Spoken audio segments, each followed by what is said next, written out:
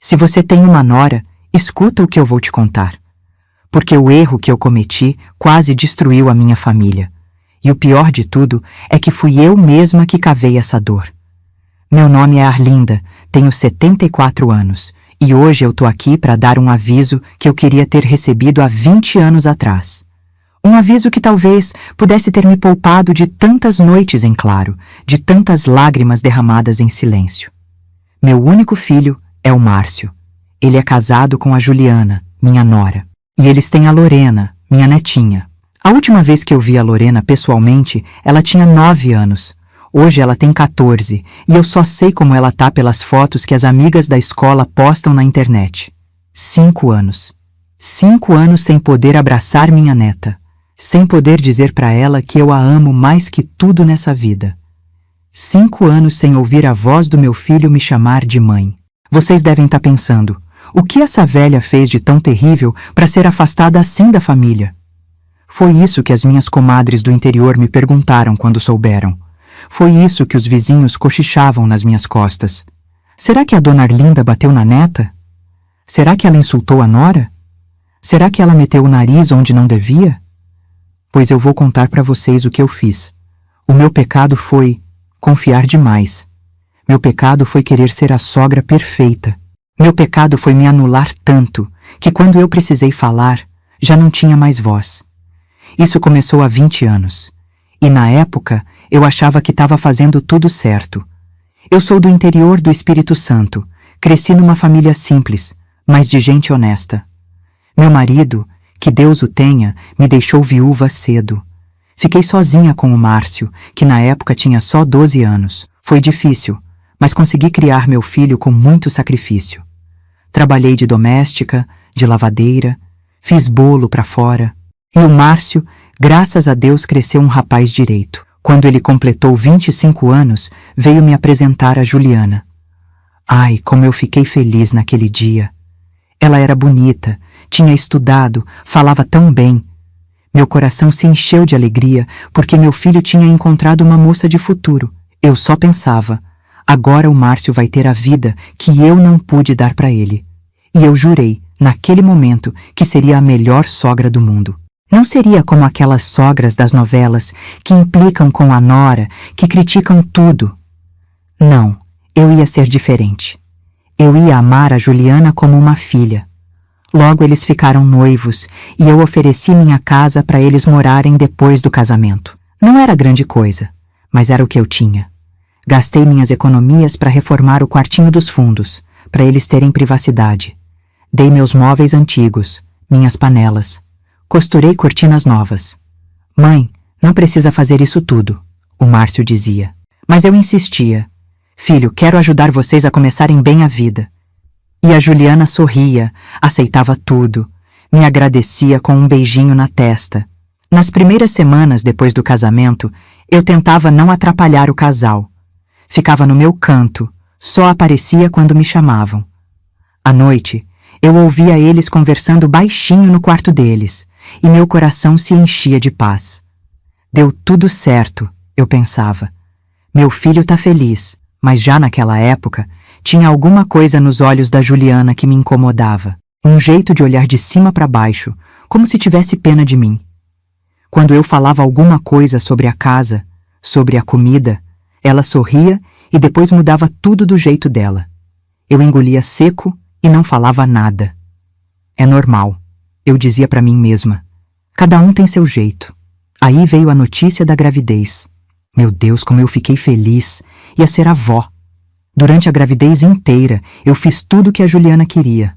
Acordava cedo para fazer o café que ela gostava. Lavava as roupas dela na mão, porque ela dizia que a máquina deixava com cheiro ruim.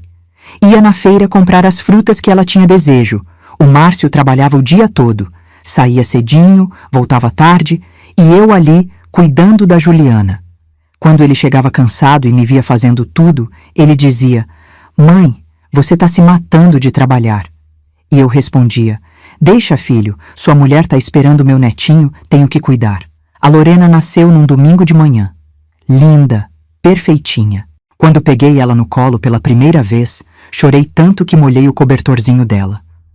A Juliana ainda estava no hospital quando eu arrumei o quartinho da bebê, coloquei as fraldas todas dobradas, organizei as roupinhas por cor.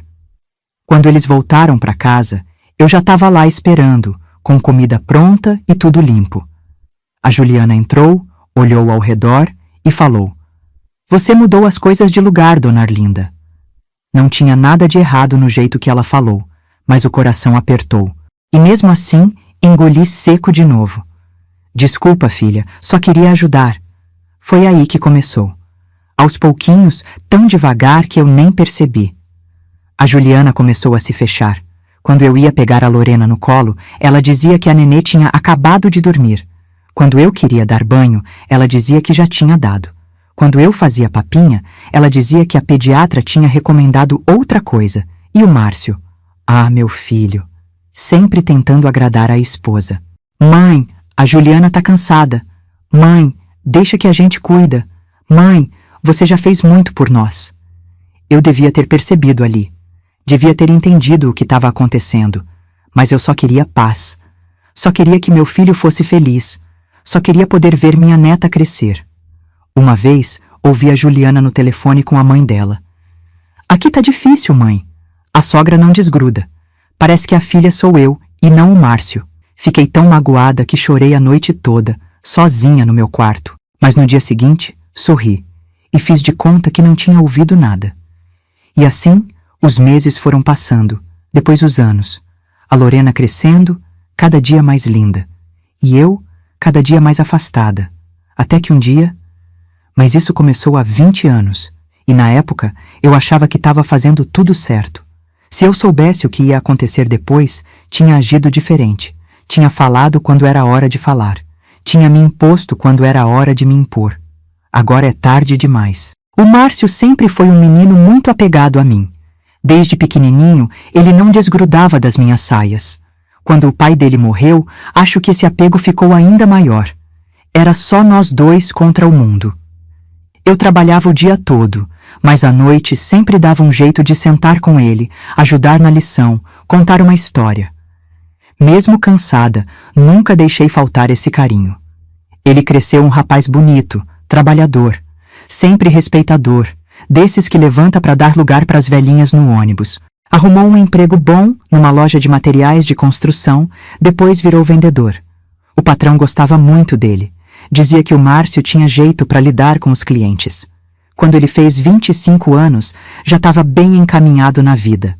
Tinha seu dinheirinho, seu carro velho, mas bem cuidado. Foi nessa época que ele começou a ficar mais quieto, mais misterioso. Chegava em casa sorrindo sozinho, olhando para o celular toda hora. Eu, claro, já sabia o que era. Coração de mãe não se engana. "Filho, quem é a moça?" eu perguntei um dia. Ele ficou vermelho que nem um pimentão. "Que moça, mãe?" Eu ri. "Essa que tá fazendo você ficar com essa cara de bobo." Foi aí que ele me contou sobre a Juliana. Trabalhava no banco onde ele ia depositar o dinheiro da loja. Moça formada, com faculdade e tudo. Ele ficou todo orgulhoso quando contou que ela tinha aceitado sair com ele. Umas 3 semanas depois, ele me avisou: "Mãe, vou trazer ela para a senhora conhecer no domingo." Ai, como fiquei nervosa. Limpei a casa toda, fiz aquele frango com quiabo que todo mundo gosta, comprei até uma toalha nova para a mesa. Queria que tudo estivesse perfeito. Quando a Juliana chegou, confesso que fiquei impressionada. Era uma moça alta, bem arrumada, cabelo bem cuidado, unhas feitas. Falava bonito, sem aquele sotaque carregado do interior que eu tenho. Vestia umas roupas que dava para ver que eram caras. "Muito prazer, dona Arlinda", ela disse, me estendendo a mão. Eu, que já tinha aberto os braços para um abraço, fiquei sem jeito. Mas pensei, é o jeito dela. Cada um tem seu costume. Durante o almoço, ela falou da família dela. O pai engenheiro, a mãe professora, os irmãos todos formados. Contou da faculdade que tinha feito, das viagens que já tinha feito para fora do Brasil. Eu fiquei calada, ouvindo. O que uma simples dona de casa como eu ia falar para uma moça estudada daquelas? O Márcio, coitado, ficava olhando para mim e para ela, querendo tanto que a gente se desse bem. Eu percebi e fiz minha parte. Elogiei tudo nela: o cabelo, a roupa, o perfume. Ofereci mais comida, mais suco, sobremesa. Ela comeu pouco, disse que estava de dieta. Quando eu insisti com o doce, ela sorriu. Dona Arlinda, na minha família a gente evita açúcar, sabe? Faz mal para a saúde. Achei estranho o jeito dela dizer aquilo, como se eu estivesse oferecendo veneno. Mas engoli seco. Queria tanto que meu filho fosse feliz. Depois desse dia, o Márcio começou a sair mais com ela. Voltava tarde, às vezes nem jantava em casa. Eu perguntava: "E a Juliana, filho? Quando ela vem nos visitar de novo?" Ele desconversava: "Ela anda ocupada, mãe. Trabalho no banco, pós-graduação." Passaram-se uns 6 meses assim. Um dia, o Márcio chegou em casa com um sorriso de orelha a orelha. Tinha pedido a Juliana em casamento. Mostrou o anel que tinha comprado, gastou 3 salários naquela pecinha. Eu fiquei feliz por ele, mas um pouquinho preocupada também. "Filho, vocês já conversaram sobre onde vão morar? Sobre filhos? Sobre dinheiro?" "Mãe", ele disse meio impaciente, "a gente se ama. O resto a gente resolve depois." Foi aí que eu, querendo ajudar, fiz o que hoje considero meu primeiro grande erro. "Filho, vocês podem morar aqui em casa. O quartinho dos fundos dá para arrumar direitinho para vocês. Assim economizam aluguel até juntarem dinheiro para comprar a casinha de vocês." Ele ficou todo animado com a ideia. No dia seguinte, já trouxe a Juliana para ver o espaço. Ela olhou tudo com uma cara. Parecia que estava entrando num chiqueiro, não numa casa simples, mas limpa e bem cuidada. "É pequeno, né?" ela comentou, "e vai precisar de uma reforma." "A gente dá um jeito", o Márcio respondeu, me olhando como quem pede desculpas. Eu me ofereci para pagar a reforma com minhas economias. Era o dinheiro que eu guardava para alguma emergência, para remédio, para velhice. Mas pensei: que melhor emergência que a felicidade do meu filho. Durante os preparativos para o casamento, comecei a notar coisas na Juliana que me deixavam inquieta. Ela nunca me consultava sobre nada. Escolhia tudo sozinha, desde o bolo até as lembrancinhas. Quando eu sugeria alguma coisa, ela sorria e dizia: "A senhora é muito fofa, Dona Arlinda, mas a gente quer algo mais moderno." A mãe dela era quem dava todas as opiniões. Uma mulher séria, que mal me cumprimentava. Nas poucas vezes que nos encontramos antes do casamento, ela me olhava como se estivesse me avaliando. Uma vez, ouvi ela dizer para Juliana: "Filha, tem certeza? A mãe dele é tão simples." O casamento foi numa igreja pequena, mas bonita. Eu usei o melhor vestido que tinha, comprei até um chapéu. Queria estar apresentável para a família da noiva. Na hora da cerimônia, sentei no primeiro banco, toda orgulhosa. Mas quando os noivos entraram, a mãe da Juliana fez questão de sentar entre mim e o altar. Eu fiquei lá atrás, vendo meu filho se casar por cima do ombro dela. Na festa, serviram umas comidinhas esquisitas que eu nem sabia o nome. Quando me ofereceram uma taça de champanhe, recusei. Nunca fui de beber. Ouvi a irmã da Juliana comentar: "Típico, né? Gente simples não aprecia essas coisas." Mas eu fingi que não ouvi.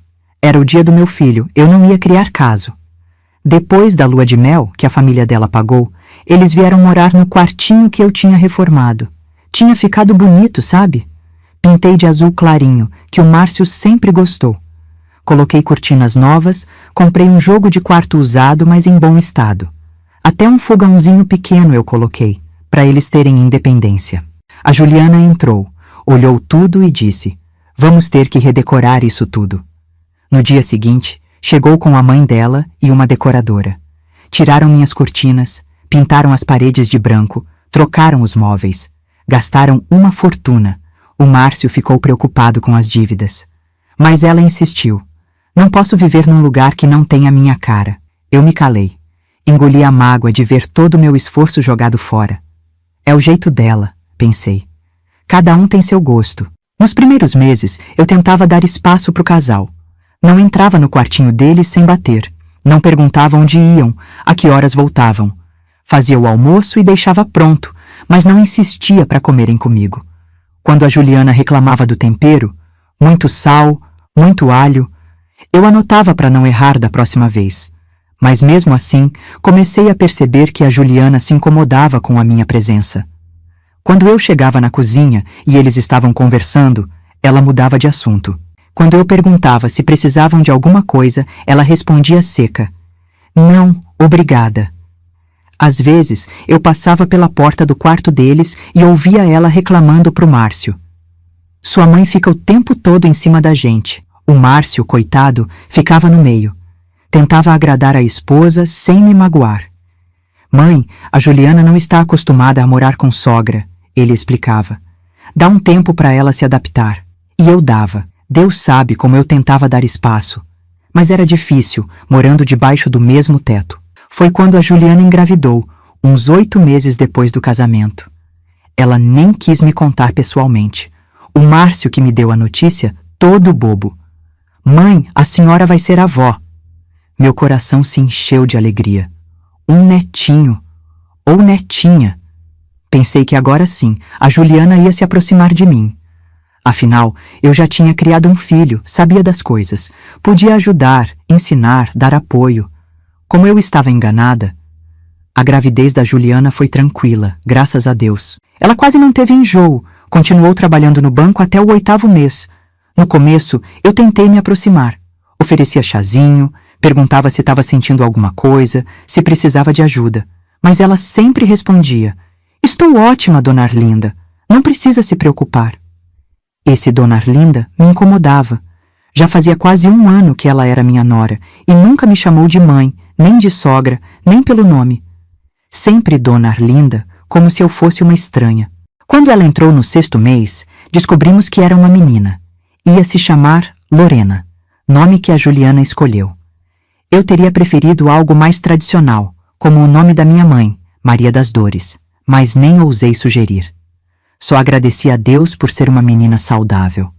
Comecei a tricotar roupinhas, fiz sapatinhos, casaquinhos, um cobertor pequeno. Quando mostrei para Juliana, ela sorriu daquele jeito educado e disse: "Que bonitinho, Dona Arlinda." Mas hoje em dia, os bebês usam mais macacãozinho, sabe? Essas roupas de lã podem dar alergia. Guardei tudo numa gaveta. Mais tarde, vi que ela jogou fora. O Márcio e a Juliana começaram a preparar o quarto da bebê. Pintaram, compraram móveis caros, tudo branco e rosa. Eu me ofereci para ajudar, mas a Juliana disse: "Não precisa, já contratamos uma decoradora infantil." Uma tarde, cheguei em casa e encontrei a mãe da Juliana lá, ajudando a arrumar as roupinhas da Lorena. Tinha sacolas e mais sacolas de lojas caras, tudo ainda com etiqueta. A mãe dela me olhou de cima a baixo e disse: "Ah, Dona Arlinda, a senhora chegou, estamos organizando o enxoval da minha neta." Naquela hora, senti uma pontada no peito. Minha neta. Como se só ela fosse avó. Como se eu não contasse. Mas engoli o choro e perguntei se podia ajudar. A Juliana trocou um olhar com a mãe e respondeu: "Melhor não, Dona Arlinda. A senhora pode misturar as roupas por tamanho e a gente já tem um sistema." Fui pro meu quarto e chorei baixinho. Era a primeira netinha. Eu tinha sonhado tanto com esse momento. E estava sendo deixada de fora. O Márcio, quando chegou do trabalho e me viu com os olhos inchados, perguntou o que tinha acontecido. Contei, tentando não fazer drama. Ele suspirou: "Mãe, a Juliana é muito organizada. Ela gosta das coisas do jeito dela. Não leva pro lado pessoal." Fiquei calada. O que eu podia dizer era o jeito dele defender a esposa. Quando a Lorena nasceu, numa madrugada de terça-feira, o Márcio me ligou do hospital todo emocionado. "Mãe, a senhora já é avó. A Lorena nasceu, tem 3,2 kg, é linda demais." Chorei de alegria. Quis ir correndo pro hospital, mas o Márcio disse: "Melhor vir amanhã, mãe. A Juliana tá cansada e os pais dela já estão aqui." Passei a noite em claro, rezando pela minha netinha, pela Juliana.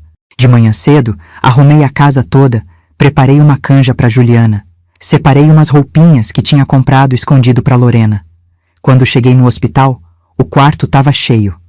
Os pais da Juliana, os irmãos, até umas amigas dela do banco. Todo mundo segurando a neném, tirando foto. Eu fiquei parada na porta sem saber como entrar naquela festa que parecia não ter lugar para mim. Foi o Márcio que me viu. Mãe, entra! Vem conhecer sua neta! Me aproximei da cama onde Juliana estava deitada. Ela parecia cansada, mas sorriu educadamente. Dona Arlinda, essa é a Lorena. Olhei para aquele pacotinho rosa e meu coração quase explodiu. Era a coisinha mais linda que eu já tinha visto na vida. Tinha os olhinhos do Márcio, o mesmo formato de rosto. Não consegui segurar as lágrimas. Posso pegar ela um pouquinho? Perguntei tremendo. A Juliana hesitou, mas o Márcio interveio. Claro que pode, mãe. É sua neta. Peguei aquele bebezinho nos braços e senti uma onda de amor que não dá nem para explicar. Era como segurar um pedaço do céu. Fiquei ali, balançando de leve, cantando baixinho uma canção que cantava pro Márcio quando ele era pequeno. Percebi que a mãe da Juliana me olhava com cara feia. Depois de uns 5 minutos, ela se aproximou. Acho que já deu, né? A Lorena precisa voltar para a mãe dela. E a Juliana precisa descansar. Devolvi a nenê, sentindo um vazio nos braços. E notei que, enquanto todos ficaram no quarto, a Juliana olhou para a mãe dela e disse: Mãe, será que a senhora poderia levar a dona Arlinda até a lanchonete? Ela deve estar com fome depois da viagem. Era um jeito educado de me tirar dali. A mãe dela me levou até a lanchonete, me ofereceu um café e depois disse que precisava voltar para o quarto. Fiquei lá, sozinha, por quase 2 horas. Quando voltei, disseram que a Juliana estava dormindo e que era melhor eu ir para casa. 3 dias depois, eles voltaram para casa. Eu tinha arrumado tudo, lavado as roupinhas, preparado o quartinho, feito comida que desse para uma semana. Estava tão ansiosa para ajudar. E nos primeiros dias, a Juliana até deixou. Acho que o cansaço do parto, a adaptação com a bebê, tudo isso fez ela baixar a guarda. Ela me deixava segurar a Lorena enquanto tomava banho. Pedia para eu esquentar a mamadeira. Ela não quis amamentar. Dizia que atrapalhava o trabalho. Até me ensinou a trocar as fraldas do jeito que ela queria. Eu estava no céu. Finalmente me sentia útil, parte da família. A Lorena era um anjinho. Quase não chorava, dormia bem, sorria para todo mundo. Quando eu pegava ela no colo e cantava, ela me olhava com aqueles olhinhos atentos, como se entendesse tudo. O Márcio voltou a trabalhar 1 semana depois do nascimento. A Juliana tinha 4 meses de licença maternidade. Naqueles primeiros tempos, estabelecemos uma rotina. De manhã, eu cuidava da casa, enquanto a Juliana cuidava da Lorena. À tarde, quando a bebê dormia, a Juliana descansava e eu ficava de olho na neném. À noite, quando o Márcio chegava, eu preparava o jantar para eles. Funcionou bem por umas 3 semanas. Até que a mãe da Juliana apareceu para ajudar. Dona Celeste, a mãe dela, chegou com malas, dizendo que ia ficar 1 mês para ensinar como cuidar da Lorena. Como se eu não soubesse cuidar de criança, eu que tinha criado meu filho praticamente sozinha. A partir daí, tudo mudou. A Dona Celeste assumiu o controle da casa. Reclamava do meu tempero, da forma como eu dobrava as roupas, até do jeito que eu falava com a bebê. Não fala desse jeito caipira com a minha neta, ela disse uma vez. Vai ensinar ela a falar errado. Eu aguentei calada. Por amor ao Márcio, por amor à Lorena. A Juliana, com a mãe por perto, voltou a ser distante comigo. Não me deixava mais pegar a Lorena, dizia que eu mimava demais. Quando eu tentava ajudar no banho, as duas se trancavam no banheiro. Quando eu fazia comida, elas pediam delivery. Foram 30 dias de inferno. Eu, dentro da minha própria casa, me sentindo uma intrusa. Quando a Dona Celeste finalmente foi embora, pensei que as coisas melhorariam, mas a Juliana já tinha aprendido com a mãe. Continuou me afastando da Lorena, inventando desculpas. Ela acabou de dormir. Ela tomou vacina, tá irritadinha. Melhor não pegar, ela pode se acostumar com colo. Eu sofria calada. Às vezes, esperava a Juliana tomar banho para poder ficar um pouquinho com minha neta. Nessas horas, pegava a Lorena no colo, mostrava as plantinhas do quintal, cantava, contava histórias. A bebê me olhava e sorria, como se soubesse que eu era sua avó, que a amava mais que tudo. Quando a Lorena tinha uns 5 meses, a Juliana decidiu que era hora de voltar a trabalhar. A licença dela tinha acabado, e ela disse que ficar em casa não era para ela. Perguntou se eu podia cuidar da Lorena enquanto ela trabalhava. Meu coração se encheu de alegria. Finalmente ia poder ficar com minha netinha, criar um vínculo de verdade. Claro que sim, vou cuidar dela com todo carinho, respondi emocionada. Mas a Juliana fez questão de deixar as regras bem claras. Horários rígidos de mamadeira, nada de colo em excesso, nada de doces, nada de televisão. Todo dia de manhã, ela deixava a Lorena comigo e ia trabalhar. Voltava no final da tarde, pegava a menina e se trancava no quarto com ela. Mal me deixava dar banho, trocar fralda. Mesmo assim, aquelas horas com a Lorena eram o melhor da minha vida. Vi ela começar a sentar, a engatinhar, a balbuciar as primeiras palavras. Quando ela chamou vovó pela primeira vez, chorei de emoção. Mas a Juliana não gostou nada disso. Quando chegou do trabalho e ouviu a Lorena me chamando, ficou com uma cara. Mais tarde, ouvi ela dizendo para o Márcio: "Sua mãe fica ensinando coisa para Lorena sem me consultar. Queria que a primeira palavra dela fosse mamãe." A partir daquele dia, comecei a perceber uma mudança na Juliana. Ela chegava mais cedo do trabalho, sem avisar. Me pegava no flagra cantando, brincando com a Lorena. Às vezes, ficava parada na porta, observando, com uma expressão que eu não sabia decifrar. Uma tarde, enquanto eu dava papinha para Lorena, a Juliana chegou de surpresa e viu que eu tinha posto uma pitadinha de açúcar na fruta, como fazia com o Márcio quando era pequeno. "O que a senhora está fazendo?" Ela perguntou furiosa. "Eu não falei que não quero açúcar na comida dela?" "Desculpa, filha. É só uma pitadinha para ficar mais gostoso." "Não me chame de filha," ela respondeu, tirando a Lorena da cadeirinha. "E não desobedeça minhas regras. A Lorena é minha filha, não sua." Aquilo me doeu fundo. Não pela bronca, mas pelo jeito que ela falou. Como se eu fosse uma empregada desobediente. Não a avó que amava aquela criança de todo o coração. Naquela noite, a Juliana anunciou que tinha contratado uma babá. "Não quero mais incomodar a senhora, dona Arlinda. A senhora já tem suas coisas para fazer." Foi como uma facada. Cuidar da Lorena era a melhor parte do meu dia. O Márcio tentou intervir. "Ju, minha mãe adora cuidar da Lorena. E a gente economiza o salário da babá." "Não é questão de dinheiro," ela respondeu. "É questão de educação. Quero alguém que siga exatamente o que eu peço." E assim, do dia para a noite, perdi meu tempo com a Lorena. A babá, uma moça jovem, chegava cedo e saía quando a Juliana voltava. Eu só podia ver minha neta de longe, nos momentos em que a babá a levava para o quintal. Às vezes, a Lorena me via pela janela e esticava os bracinhos, querendo vir para mim. A babá, seguindo ordens, a distraía com outra coisa. Meu coração se partia um pouquinho a cada dia. Mas aguentei firme, por amor ao meu filho, por amor à minha neta. Porque achava que, com o tempo, a Juliana ia amolecer, ia entender que eu só queria o bem deles. Como eu estava enganada? Com a chegada da babá, minha rotina com a Lorena acabou. Eu ficava na janela, vendo a moça passeando com minha neta pelo quintal. A Lorena, coitadinha, sempre olhava para minha casa e apontava. Às vezes chegava a chorar, querendo vir até mim. A babá, que não tinha culpa, seguia as ordens da Juliana. "Dona Arlinda, desculpa, mas a mãe da Lorena pediu para não deixar ela ir na sua casa durante o dia." No começo, eu ainda tentava. Fazia um bolinho, um suco e levava lá fora. "Olha o que a vovó trouxe para Loreninha." A babá ficava sem graça.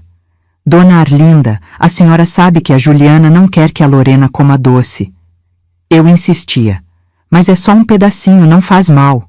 Às vezes a babá deixava, com pena de mim. Outras vezes dizia que não podia, que tinha ordens expressas. Foi por essa época que a Juliana começou a controlar as visitas. Se antes eu podia pelo menos ver a Lorena nos fins de semana, quando a babá não vinha, agora tinha regras até para isso. "Dona Arlinda," ela me disse um dia, toda séria, "vamos combinar horários para a senhora visitar a Lorena, pode ser? Assim a gente organiza melhor a rotina dela." Fiquei sem entender. Morava na mesma casa, como assim visitar? Mas concordei, para não criar caso. "A senhora pode vir das 10 às 11 da manhã no sábado e das 3 às 4 da tarde no domingo. E por favor, avise antes de vir." Parecia que eu era uma visita qualquer, não a avó que morava a poucos metros dali.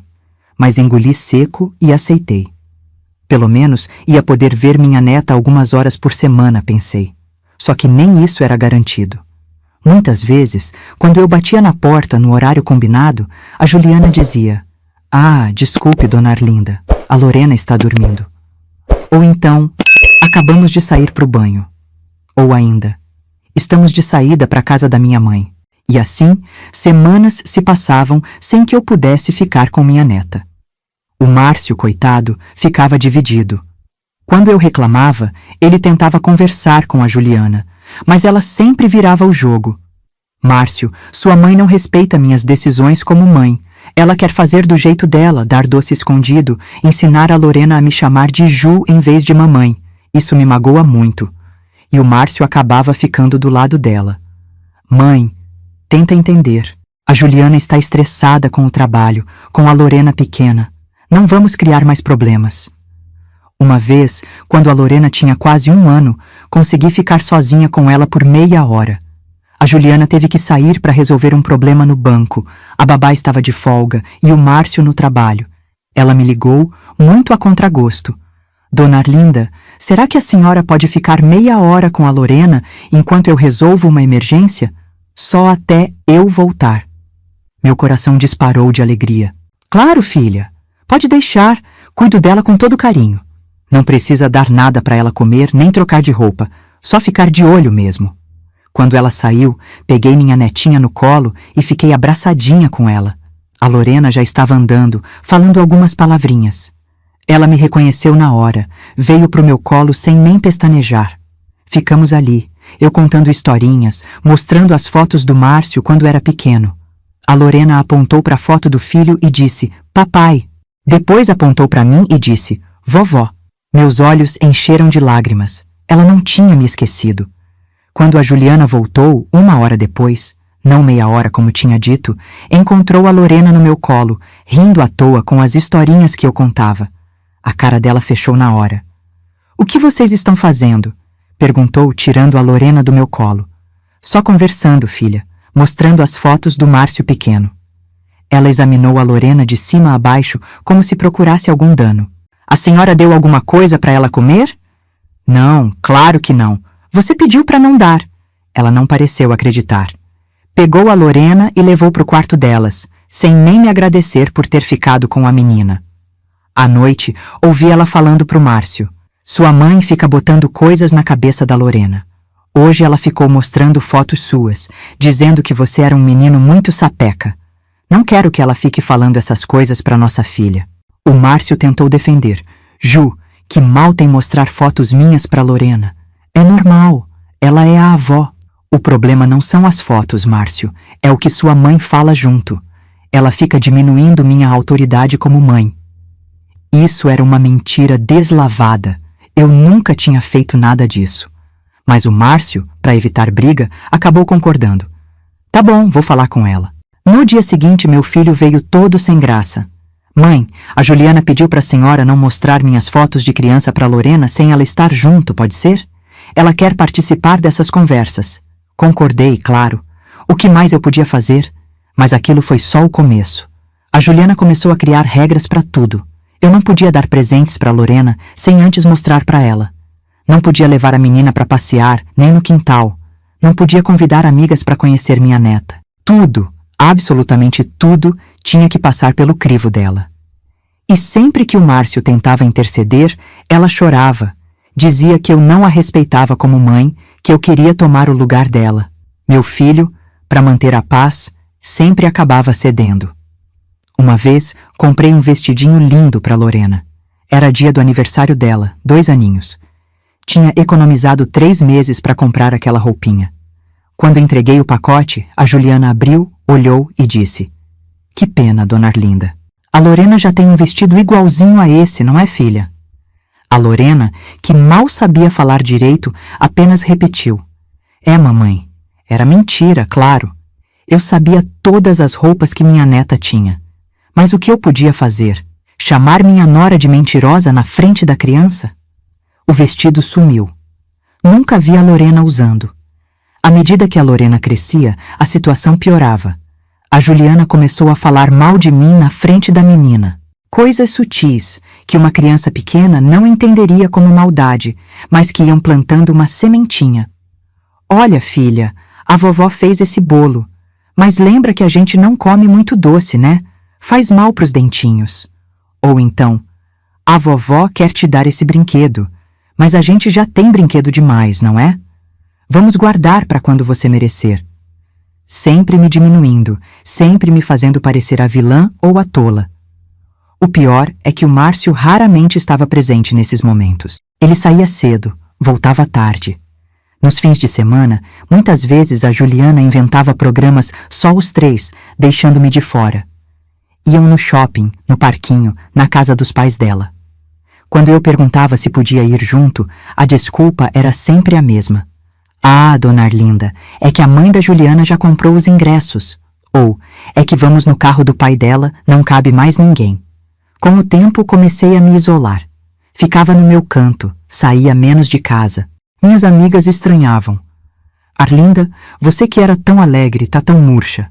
O que foi? Eu inventava desculpas. Dor nas costas, pressão alta. Não queria contar o que realmente estava acontecendo. Tinha vergonha. Que avó não consegue nem ver a própria neta que mora debaixo do mesmo teto? Um dia, quando a Lorena tinha uns 3 anos, ela veio correndo até a porta da minha casa. A babá tinha se distraído e ela escapou. Bateu na minha porta gritando: "Vovó! Vovó!" Abri na mesma hora, com o coração aos pulos. Peguei ela no colo, cobri de beijos. Meu Deus, como ela tinha crescido! Como estava linda! Vovó, conta a história do sapo? Ela ainda lembrava das historinhas que eu contava. Comecei a contar, feliz da vida, quando a babá apareceu esbaforida. Dona Arlinda, desculpa, a Lorena fugiu, a Juliana vai me matar se souber. Devolvi a menina com o coração apertado. Não vou contar nada, fica tranquila. Mas a Juliana descobriu. Naquela mesma noite, veio me confrontar.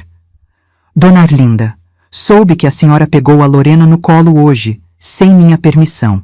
Filha, ela veio até minha porta. O que eu ia fazer? Mandar ela embora? A senhora devia ter chamado a babá imediatamente. Sabe que a Lorena tem alergia e a senhora usa esses perfumes fortes. Lorena nunca teve alergia nenhuma. Era mais uma mentira, mais uma desculpa para me afastar. Foi quando percebi que precisava fazer algo mais drástico. Chamei o Márcio para uma conversa séria. Filho, não dá mais. Ou vocês se mudam daqui ou eu vou embora. Não aguento mais ser tratada assim na minha própria casa. O Márcio ficou chocado.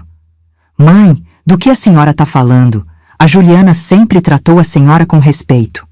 Respeito? Filho, ela me impede de ver minha neta. Inventa regras, horários, desculpas. A senhora está exagerando, mãe. A Juliana só quer proteger a Lorena. Proteger do quê? De mim? Da própria avó? Ele suspirou, passou a mão no rosto. Mãe, a senhora está muito sensível. A Juliana disse que a senhora anda muito nervosa, que às vezes grita com a Lorena. Aquilo me atingiu como um tapa. Eu nunca gritei com a Lorena. Isso é mentira dela. Tá vendo, mãe? A senhora tá gritando agora. É disso que a Juliana tem medo. Percebi, horrorizada, o que estava acontecendo. A Juliana estava virando meu filho contra mim, plantando mentiras, distorcendo a realidade. E o pior, ele estava acreditando. Filho, falei, tentando me acalmar. Acredita em mim. Sua esposa não quer que eu conviva com vocês. Ela me afasta de propósito. O Márcio balançou a cabeça, cansado. Mãe, é melhor a gente não mexer com isso agora. A Juliana anda estressada com o trabalho, com a Lorena. Vamos deixar as coisas como estão, ok? Saí daquela conversa derrotada. Meu próprio filho não acreditava em mim. Foi quando percebi que estava sozinha nessa batalha. E que, talvez, a batalha já estivesse perdida. Depois daquela conversa com o Márcio, algo mudou dentro de mim. Comecei a duvidar de mim mesma. Será que eu estava mesmo exagerando? Será que era eu a errada nessa história toda?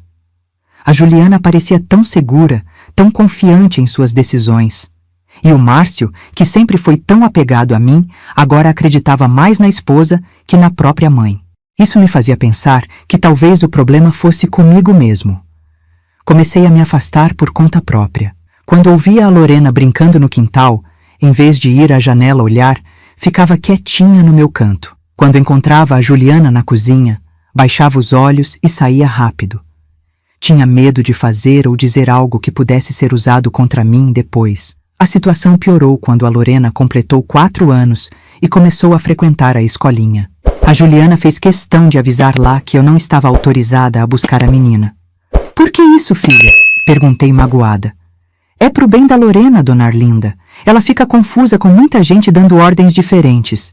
Na escola, só eu e o Márcio podemos buscar. E a babá, claro."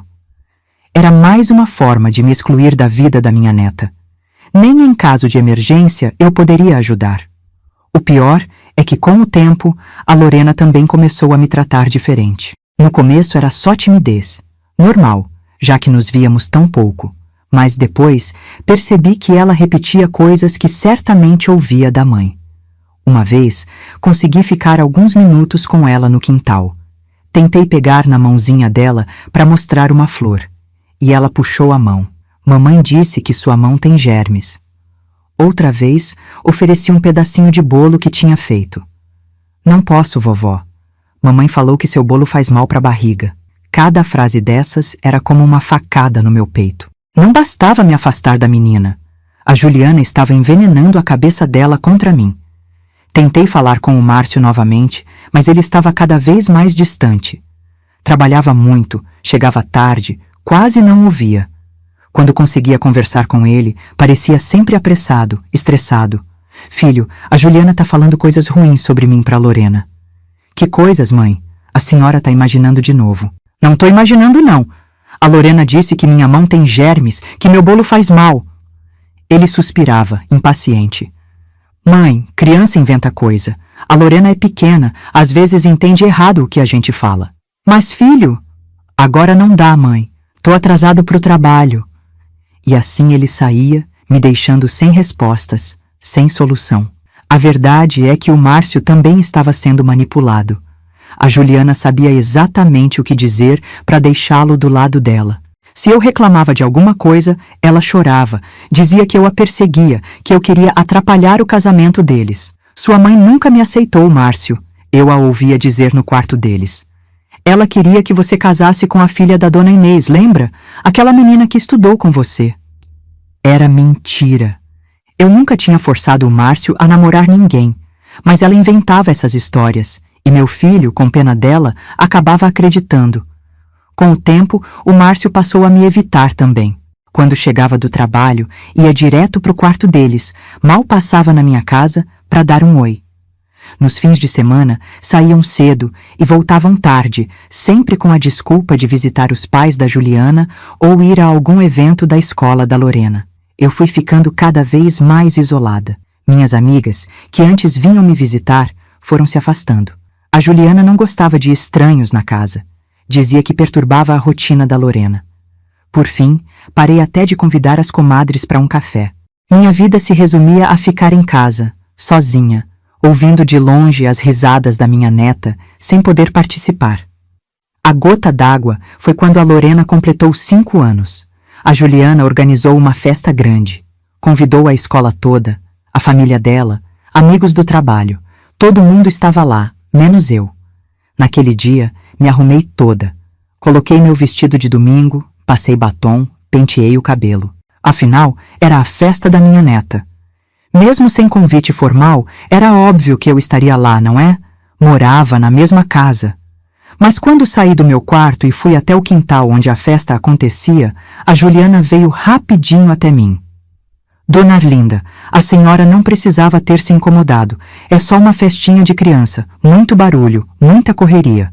A senhora não ia se sentir bem." "Mas é a festa da minha neta, filha. Claro que quero participar." Ela sorriu daquele jeito educado e frio. "Olha, os pais das outras crianças já chegaram, tá meio apertado lá. Que tal a senhora ficar um pouquinho e depois descansar? Na sua idade, essas festas cansam, né?" Eu tinha só 65 anos na época, não era nenhuma inválida, mas o jeito como ela falou, na frente de outras pessoas, me fez sentir uma velha intrometida. Fiquei uns 20 minutos na festa, parada num canto. Ninguém veio falar comigo. A Lorena estava cercada de amiguinhos, nem me viu. Os pais da Juliana me lançavam olhares de cima a baixo, como se eu fosse uma empregada que não devia estar ali. Voltei para o meu quarto e chorei a tarde toda. Quando o Márcio veio me ver, no fim do dia, perguntou por que eu não tinha ficado na festa. Contei o que aconteceu, as palavras da Juliana. Mãe, a senhora entendeu errado. A Ju só estava preocupada com a senhora, com o barulho, a agitação. Filho, ela não me queria lá. Convidou todo mundo, menos a própria avó da aniversariante. Ele balançou a cabeça frustrado. Por que a senhora sempre vê maldade nas atitudes da Juliana? Ela se esforça tanto para dar uma boa vida pra gente. Boa vida? Isolando vocês da própria família? Que isolando que nada, mãe. A senhora que não faz esforço para se enturmar.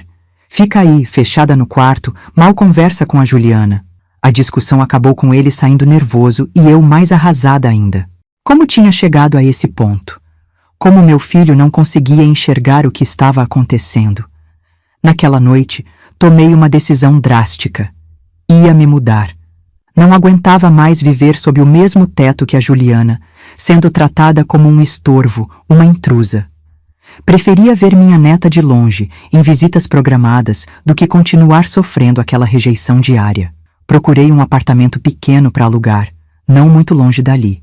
Consegui um lugar simples, que cabia no meu orçamento de aposentada. Não contei nada para o Márcio nem para a Juliana.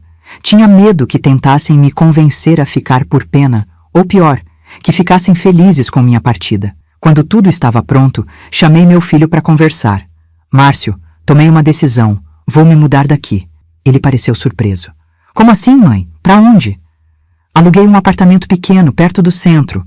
Vou morar sozinha. Mas por quê? A senhora sempre morou aqui. Essa casa é sua. Não dá mais, filho. Não me sinto bem aqui. Vocês têm a vida de vocês.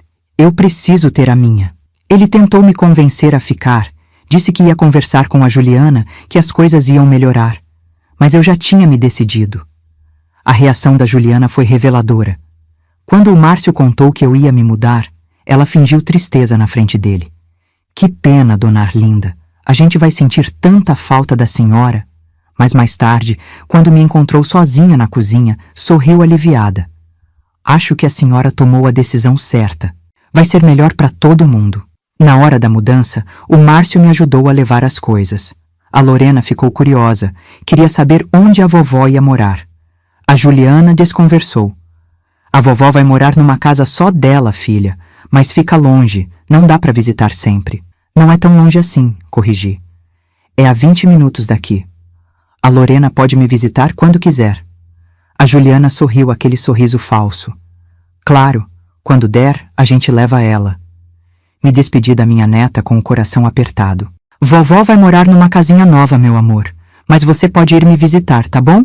Vou fazer aquele bolo de chocolate que você gosta. A Lorena abraçou minhas pernas. Promete, vovó. Prometo, minha linda. Saí daquela casa com uma mistura de tristeza e alívio. Tristeza por deixar minha neta, por abrir mão do pouco contato que ainda tinha com ela. Alívio por não ter que conviver mais com o desprezo disfarçado da Juliana. Nos primeiros tempos depois da mudança, o Márcio me visitava regularmente. Trazia a Lorena às vezes, mas a Juliana nunca vinha junto. Sempre tinha uma desculpa: trabalho, compromisso, cansaço. Quando a Lorena vinha, passávamos horas maravilhosas juntas. Eu fazia bolo, contava histórias, mostrava fotos antigas. Ela adorava, ria à toa, me chamava de vovó querida. Parecia que, longe da mãe, ela se sentia mais livre para demonstrar afeto por mim. Mas essas visitas foram ficando cada vez mais raras. O Márcio começou a dar desculpas também. Hoje não dá, mãe. A Lorena tem aula de balé. Fim de semana que vem a gente vai na casa dos pais da Ju. A Lorena tá com gripinha, melhor não sair de casa. Eu ligava, insistia, me oferecia para ir até lá, mas sempre tinha um impedimento. Com o tempo, comecei a entender. A Juliana não queria que a Lorena criasse vínculo comigo e estava usando seu poder de mãe para impedir isso. Sozinha no meu apartamento pequeno, longe da minha família, comecei a me perguntar se tinha feito a escolha certa. Talvez devesse ter aguentado mais, ficado na minha casa, pelo menos estaria perto da Lorena. Mas também comecei a perceber o quanto aquela situação tinha me adoecido. Desde que me mudei, minha pressão normalizou. Conseguia dormir melhor, sem acordar sobressaltada com cada barulho. Voltei a frequentar a igreja, reencontrei antigas amigas. Minha vida estava mais tranquila, mesmo que mais solitária. Um dia, recebi um telefonema inesperado do Márcio. Mãe, a senhora pode ficar com a Lorena amanhã? A Juliana tem um compromisso importante no trabalho e a babá tá doente. Meu coração disparou de alegria. Claro que sim, filho. Que horas vocês trazem ela? Eu levo ela de manhã antes do trabalho e busco no fim da tarde, pode ser? Claro, vou preparar tudo. Vai ser um dia maravilhoso. Desliguei o telefone e comecei a planejar o dia perfeito com minha neta. Ia fazer todas as comidinhas que ela gostava, separar jogos, livros de história. Queria que ela se sentisse tão bem na minha casa que implorasse para voltar outras vezes. Naquela noite, mal consegui dormir de ansiedade. Finalmente ia passar um dia inteiro com minha Loreninha, depois de tanto tempo. O que eu não sabia é que aquele dia, que prometi ser tão especial, acabaria se tornando o início do fim. O dia em que fiquei com a Lorena começou como um sonho. O Márcio chegou cedinho por volta das 7 da manhã. Minha neta entrou correndo no meu apartamento toda animada. Vovó, trouxe minha boneca nova para te mostrar. Abracei ela com toda a força do mundo, sentindo o cheirinho de shampoo infantil no cabelo dela. Como tinha crescido! Já estava com 6 anos, uma mocinha. Meu amor da vovó, que saudade! Vem, vou te mostrar o que preparei para o nosso dia. O Márcio parecia apressado. Mãe, aqui tá a mochila com as coisas dela. Tem remédio para alergia, caso ela precise, o número da médica, roupas extras. Pode deixar, filho. Já criei sei cuidar de criança. Ele sorriu, meio sem graça. É que a Juliana é muito organizada com essas coisas. Não se preocupe, vai trabalhar tranquilo. Depois que ele saiu, mostrei para Lorena o que tinha preparado. Um bolo de cenoura com chocolate, que ela adorava. Massinha de modelar caseira, que tinha feito na noite anterior. Livros de história, jogos antigos que eram do Márcio. Vovó, que legal! Na minha casa não tem massinha. Mamãe diz que suja muito. Passamos a manhã brincando, conversando, nos divertindo. A Lorena me contou da escola, das amiguinhas, da professora nova, falou do balé, que estava aprendendo a fazer pirueta. Mostrou a boneca, uma dessas caras, importadas. Foi a mamãe que me deu. Ela disse que você não ia gostar, porque é muito moderna. Aquilo me feriu, mas disfarcei. Que bonita, filha. Claro que gosto. Por que não gostaria? Não sei. Mamãe falou que você gosta de coisas antigas.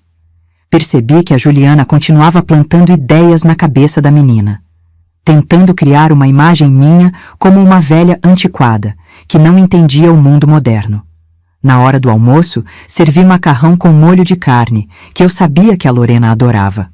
Ela comeu com gosto, repetiu, me encheu de elogios. Vovó, sua comida é a mais gostosa do mundo.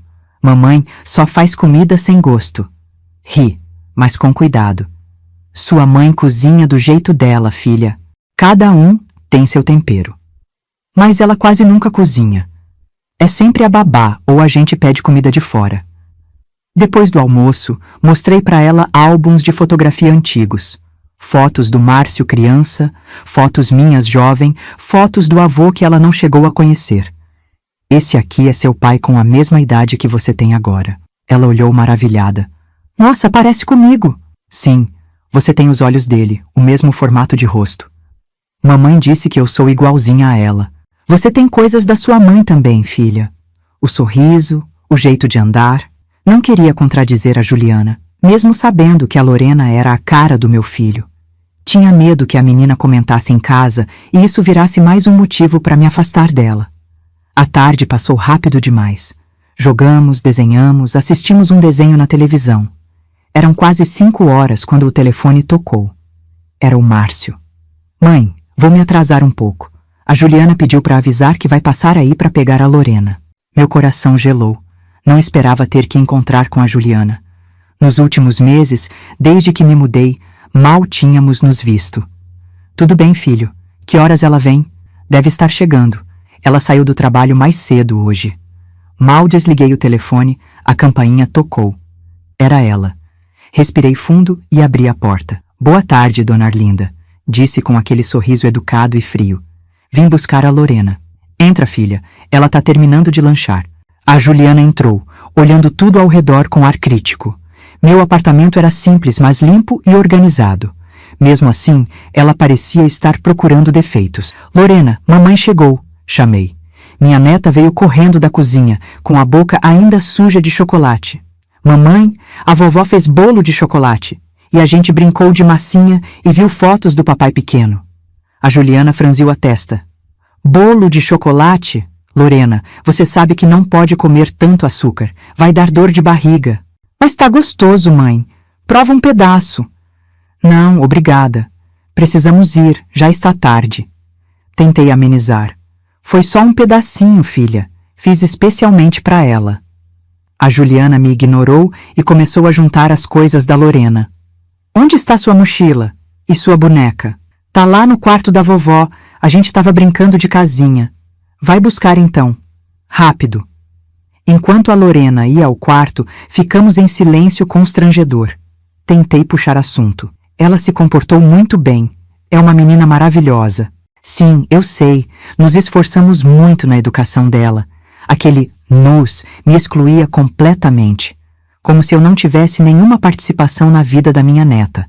A Lorena voltou com a mochila e a boneca. Pronto, mamãe. Mas eu queria ficar mais um pouquinho com a vovó. Não dá, filha. Temos compromisso. Que compromisso? Assunto de adulto. Vamos. A Lorena me abraçou forte. Tchau, vovó. A meio-dia. Quando posso voltar? Antes que eu pudesse responder, a Juliana interferiu. Vamos ver, filha. A agenda anda bem cheia, com a escola, o balé, as aulas de inglês. Mas eu quero voltar. A vovó prometeu me ensinar a fazer brigadeiro. Lorena, já falei que não é bom comer tanto doce. Agora vamos. Seu pai deve estar chegando em casa. Elas saíram e fiquei ali, com o coração apertado. A Lorena tinha gostado tanto de ficar comigo. Por que a Juliana tinha que estragar tudo com aquele jeito frio? 2 dias depois, recebi uma ligação do Márcio. Ele parecia estranho, a voz tensa. Mãe, preciso conversar com a senhora. Pode ser agora? Claro, filho. Aconteceu alguma coisa? Prefiro falar pessoalmente. Estou indo aí. Meia hora depois, ele chegou. Estava sério, preocupado. Ofereci café, ele recusou. Sentou-se no sofá, sem jeito. Mãe, a Lorena contou algo estranho para Juliana. Estranho como? Ela disse que a senhora falou mal da Juliana para ela. Que disse que a comida da mãe dela é sem gosto, que ela não sabe cozinhar. Fiquei chocada. Filho, isso é mentira. Eu nunca falaria uma coisa dessas. A Lorena também disse que a senhora mostrou fotos minhas e falou que ela é igualzinha a mim, que não puxou nada da mãe. Não foi assim. Eu mostrei as fotos sim. Disse que ela tem os seus olhos, mas também falei que tem o sorriso da Juliana. O Márcio parecia não acreditar em mim. Mãe, por que a Lorena inventaria isso? Não sei, filho. Talvez ela tenha entendido errado, ou a Juliana interpretou errado o que ela contou. A Juliana está muito magoada. Disse que se esforça tanto para manter um bom relacionamento com a senhora, e a senhora fala mal dela pras costas. Senti meu sangue ferver. Ela se esforça? Ela me afasta da minha neta há anos. Mal deixa eu ver a menina. E agora me acusa de falar mal dela. Tá vendo, mãe? A senhora sempre põe a culpa na Juliana. Nunca admite que também erra. Mas eu não errei dessa vez, filho. Juro por Deus que não falei mal da sua esposa para Lorena. Ele levantou nervoso. Olha, é melhor a gente dar um tempo. A Juliana tá muito chateada, a Lorena tá confusa. Vamos deixar as coisas esfriarem um pouco. Tempo? Que tempo? Eu já quase não vejo vocês. Só algumas semanas, mãe. Até a poeira baixar. Ele saiu, me deixando arrasada. O que tinha acontecido?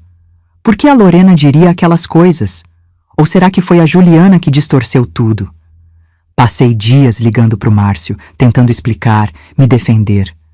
Mas ele não atendia minhas ligações. Quando finalmente consegui falar com ele, quase 2 semanas depois, ele estava distante. Mãe, a Juliana acha melhor a senhora não ver a Lorena por um tempo.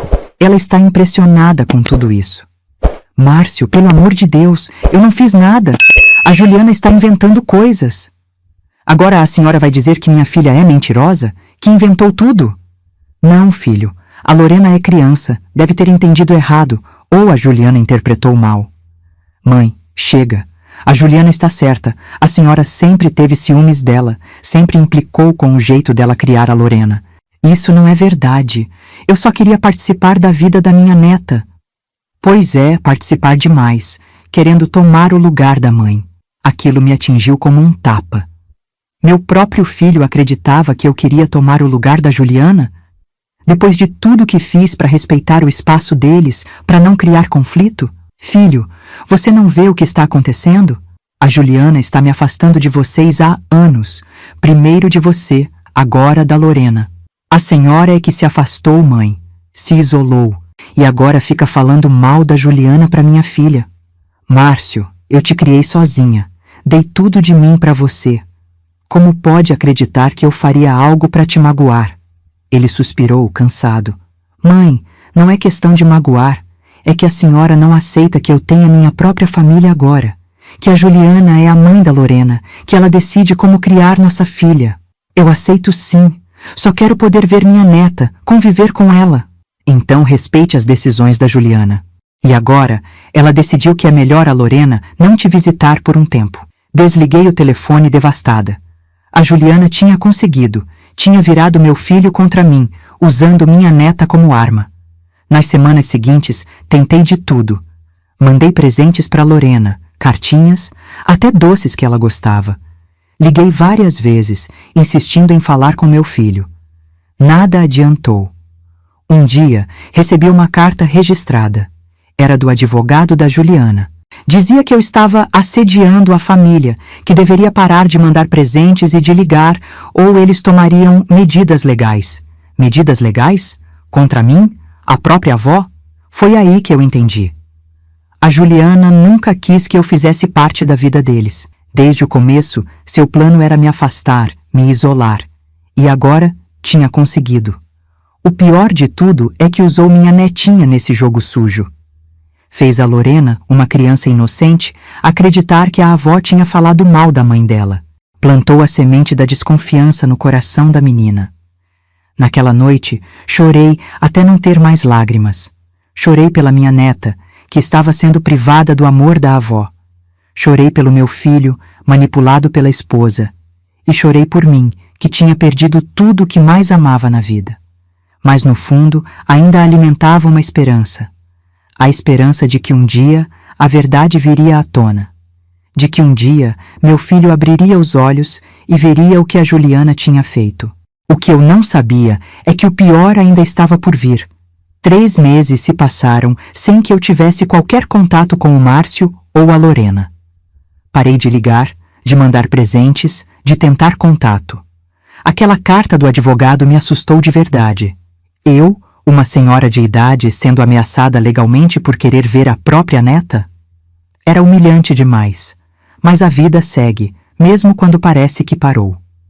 Comecei a frequentar um grupo de terceira idade no centro comunitário perto de casa. Eram senhoras como eu, algumas viúvas, outras separadas. Fazíamos trabalhos manuais, jogávamos bingo, conversávamos. Foi um alívio encontrar pessoas que me entendiam, que me ouviam sem julgar. Um dia conheci a Dona Elisa. Era uma senhora elegante, de uns 70 anos, que tinha acabado de se mudar para o bairro. Logo descobrimos que tínhamos muito em comum. Ela também tinha um filho único, também era viúva. A diferença é que ela tinha um ótimo relacionamento com a nora e os netos. Nos tornamos amigas rapidamente. Ela me convidava para almoçar, eu a convidava para tomar café. Uma tarde, desabafei com ela sobre toda a minha situação com o Márcio, a Juliana, a Lorena. Contei tudo desde o começo. Arlinda, ela disse pensativa depois de me ouvir. O que você está descrevendo parece alienação parental. O que é isso? Perguntei sem entender. é quando um dos pais, ou nesse caso, a mãe, afasta propositalmente a criança do outro genitor ou de familiares. Minha sobrinha é psicóloga e trabalha com casos assim no judiciário. É muito comum em divórcios, mas também acontece em outras situações. Fiquei intrigada. Havia um nome para o que eu estava vivendo? Não era só coisa da minha cabeça? Mas por que a Juliana faria isso? Que mal fiz para ela? Dona Elisa suspirou. Nem sempre é porque a pessoa fez algo de errado. Às vezes é insegurança, ciúmes, necessidade de controle. Essa sua nora parece muito controladora. E o que posso fazer? Vou conversar com minha sobrinha. Talvez ela possa te orientar. Alguns dias depois, a sobrinha da Dona Elisa me ligou. Se apresentou como Doutora Cláudia, psicóloga especializada em família. Marcamos um café.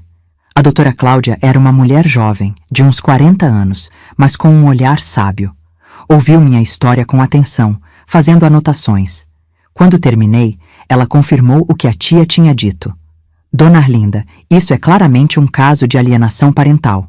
A Juliana está usando técnicas clássicas, controlar o acesso à criança, falar mal de você para a menina, distorcer fatos, criar situações de conflito, isolar vocês. E o mais grave, está fazendo seu filho acreditar que a senhora é o problema. Meus olhos se encheram de lágrimas. Mas por quê? O que eu fiz de errado? Provavelmente nada. Pelo que a senhora contou, sempre tentou agradar, ajudar. O problema está na Juliana, não na senhora. Mas o que posso fazer agora? Já perdi o contato com eles. Ela hesitou. Legalmente, a avós tem direitos. A senhora poderia entrar com um pedido de visitação na justiça. Processo contra meu próprio filho? Não, isso nunca. Entendo. Então sugiro que a senhora tente outra abordagem. Escreva uma carta para o seu filho. Não acuse a Juliana. Não entre em detalhes do passado. Apenas diga que sente falta dele e da neta, que quer fazer parte da vida deles de novo. Segui o conselho. Escrevi uma carta simples, carinhosa, sem acusações. Falei do meu amor por eles, das saudades, do desejo de reconciliação. Mandei por correio, com aviso de recebimento, para ter certeza que chegaria. Semanas se passaram. Nenhuma resposta. Mandei outra carta, depois outra. Nada. Eles devem ter se mudado, concluiu a doutora Cláudia quando contei. É comum nestes casos. A pessoa que está alienando tenta cortar todos os vínculos. Mas como? O Márcio tinha emprego fixo, a Lorena estava na escola. Eles podem ter se mudado para outro bairro, outra cidade até. Aquilo me deixou desesperada. Meu filho e minha neta tinham desaparecido da minha vida. Foi quando resolvi fazer algo que nunca imaginei que faria. Contratei um detetive particular. Era um senhor aposentado da polícia, amigo do filho da Dona Elisa.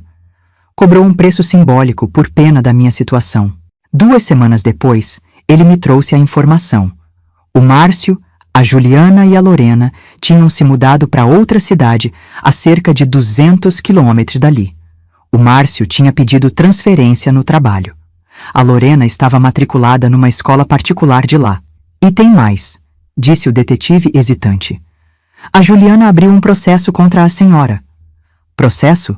Que tipo de processo? Um pedido de medida protetiva, alegando que a senhora assediava a família, que representava risco psicológico para a criança. Quase desmaiei.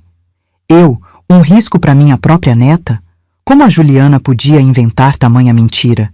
E como o Márcio podia permitir isso? Seu filho assinou o pedido também, continuou o detetive, como se lesse meus pensamentos. Aquilo foi a gota d'água. Meu próprio filho me acusando de ser um perigo para minha neta?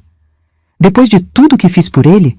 Depois de tê-lo criado sozinha, com tanto amor, tanto sacrifício? Passei dias em choque, sem conseguir comer, dormir. A Dona Elisa ficava comigo, preocupada que eu fizesse uma besteira. A doutora Cláudia me receitou calmantes, disse que eu precisava me cuidar. Dona Arlinda, ela me disse um dia, a senhora precisa entender uma coisa, seu filho está sendo manipulado. A Juliana provavelmente convenceu ele que a senhora é instável, perigosa. É assim que funciona a alienação parental. Mas como um filho acredita nisso da própria mãe? É um processo gradual. Começa com pequenas dúvidas, pequenas inseguranças. A pessoa vai plantando ideias, distorcendo fatos. Com o tempo, cria-se uma imagem completamente diferente da realidade. E foi aí que eu entendi. Juliana nunca me quis por perto. Ela me usou enquanto precisava. E eu deixei. Deixei quando aceitei ser tratada com frieza na minha própria casa. Deixei quando me calei diante das primeiras críticas veladas. Deixei quando permiti que ela controlasse meu acesso a Lorena. Deixei quando não confrontei as mentiras que ela contava ao Márcio. Por medo de perder meu filho e minha neta, acabei perdendo os dois. Por querer ser a sogra perfeita, a avó que não incomoda, acabei sendo retratada como um monstro. Meu erro não foi algo que eu fiz, foi o que eu não fiz. Não me posicionei quando devia. Não estabeleci limites, não defendi meu lugar na família. O detetive continuou investigando discretamente. Descobriu que a Juliana tinha um histórico. Antes de se casar com o Márcio, tinha namorado outro rapaz por anos. Quando terminaram, ela conseguiu afastar o moço da própria família, inventando histórias, manipulando situações. Ele acabou se mudando para o exterior, rompendo contato até com os pais. Ela fez a mesma coisa com uma amiga de infância. Tornaram-se sócias num pequeno negócio. Mas quando a amiga começou a ter mais destaque, a Juliana armou uma situação. Acusou a moça de roubo, destruiu a reputação dela na cidade. Esse tipo de pessoa, explicou a doutora Cláudia, tem um padrão. Não suporta dividir atenção, afeto. Vê qualquer relação próxima como ameaça. No caso da sua neta, ela não suportava o vínculo que a menina tinha com a senhora. Precisava destruir isso. Mas e o Márcio? Como não percebeu? Pessoas assim são muito hábeis em esconder sua verdadeira natureza de quem lhes interessa. Para o seu filho, ela mostra apenas o lado amoroso, dedicado. A face manipuladora só aparece quando necessário, e sempre justificada como proteção da família. Chorei muito naquela noite. Não de tristeza, mas de clareza. Finalmente entendia o que tinha acontecido. Não era minha culpa. Nunca foi. Eu tinha sido vítima de uma pessoa manipuladora que usou meu amor contra mim. Mas entender não diminuía a dor. Meu filho e minha neta continuavam longe, e o pior, a Lorena, hoje com 9 anos, provavelmente acreditava que eu era uma avó terrível, que eu tinha feito algo imperdoável. Talvez até acreditasse que eu não a amava, que a tinha abandonado. O detetive conseguiu o endereço da escola da Lorena. Era uma tentação ir até lá, tentar vê-la, mesmo que de longe. Mas a medida protetiva me impedia. Se eu fosse vista perto dela, poderia até ser presa. Que absurdo! Uma avó, presa por querer ver a neta. A doutora Cláudia me aconselhou a não fazer nada precipitado. Dona Arlinda, a senhora poderia contestar essa medida protetiva, entrar com um pedido de visitação como avó. Mas, sinceramente, no estado atual das coisas, seria uma batalha difícil. A Juliana parece ter convencido seu filho e até o sistema judiciário de que a senhora é um problema. Então devo desistir? Aceitar que perdi minha família? Não é desistir. É esperar o momento certo. A Lorena vai crescer. Um dia, ela terá idade suficiente para buscar suas próprias respostas, para questionar o que aconteceu. E até lá, vivo com esse buraco no peito? A senhora vive sua vida, se cuida, se mantém bem, e documenta tudo. Guarda provas de que tentou contato, de que mandou presentes, cartas. Um dia sua neta pode procurar a senhora, e quando esse dia chegar, a senhora precisa estar pronta para mostrar seu lado da história. Segui o conselho. Comecei a escrever um diário endereçado à Lorena. Contava sobre meu dia a dia, sobre lembranças dela pequena, sobre o quanto a amava. Era uma forma de manter viva a conexão, mesmo que só no meu coração. Também mandava cartões de aniversário e de Natal todo ano, mesmo sabendo que provavelmente eram interceptados e nunca chegavam até ela. Guardava os presentes que comprava, incapaz de não celebrar as datas importantes da vida dela, mesmo à distância. O tempo foi passando. 2 anos, 3 anos, 4. Até que um dia recebo uma ligação do detetive. Dona Arlinda, tenho notícias. Eles estão voltando para a cidade. Meu coração disparou. Depois de 5 anos, meu filho e minha neta estariam perto de novo.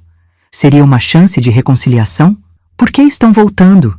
Perguntei, tentando conter a esperança. Parece que o Márcio foi promovido. Vai assumir a gerência da loja principal aqui na cidade. E a medida protetiva? Ainda está valendo. Mas talvez, com eles de volta, a senhora possa tentar uma aproximação mais direta. Mandar uma carta para o local de trabalho do seu filho, onde a Juliana não poderia interceptar. A ideia me encheu de esperança. Talvez, só talvez, essa fosse minha chance. O que eu não sabia é que a Juliana já tinha se antecipado. Quando o detetive investigou mais a fundo, descobriu algo devastador. Dona Arlinda, ele me disse com pesar na voz. A Lorena acredita que a senhora está morta. A Lorena acredita que a senhora está morta. Essas palavras do detetive me atingiram como um raio. Minha neta achava que eu tinha morrido? Como alguém podia ser tão cruel a ponto de mentir sobre algo assim? Como descobriu isso? Perguntei com a voz trêmula. Conversei com uma ex-babá deles, que trabalhou na casa por quase 2 anos. Ela me contou que a Juliana e o Márcio disseram para Lorena que a senhora tinha falecido de um ataque cardíaco, pouco depois que eles se mudaram. Senti o chão sumir sob meus pés. Não bastava me afastar da minha neta. Tinham que apagar completamente minha existência? Tinham que mentir dessa forma tão cruel? A babá disse que a menina chorou muito, continuou o detetive. Que perguntava por que não pôde ir ao enterro, por que não se despediu. Eles disseram que foi tudo muito rápido, que não deu tempo. Sentei-me, incapaz de me manter em pé. A dor era física, como se alguém tivesse arrancado um pedaço do meu peito. Minha netinha chorando por mim, acreditando que eu tinha partido para sempre.